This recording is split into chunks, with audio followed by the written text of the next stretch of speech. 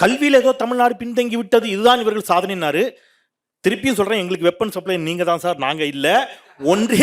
ஒன்றிய அரசு பல்கலைக்கழகத்தினுடைய யுஜிசி கொடுத்திருக்காங்க.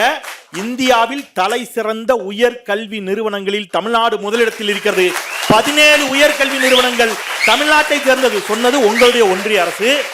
தமிழ்நாட்டில் வளர்ச்சிக்குன்னு சொல்றதுக்கு ஸ்டாலினுக்கு ஒண்ணுமே இல்லை, அதனால இதை சொல்லி வாக்கு கேட்கிறாங்கிறாங்க.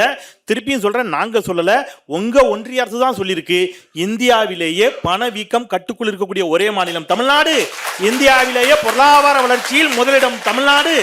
இந்தியாவிலேயே பெண்கள் அதிகமாக உயர்கல்வியில், அதுவும் பிஹெச்டி அப்ளை பண்றதுல முதலிடம் தமிழ்நாடு. எல்லாமே நாங்க சொன்னதில்லை, நீங்க கொடுக்குற சர்டிபிகேட் தான். அப்ப நீங்க பொய் சர்டிபிகேட் கொடுக்குறீங்களான்னு எனக்கு தெரியல. அதனால இந்தியா வளர்ச்சி அடைந்து இருக்கிறது.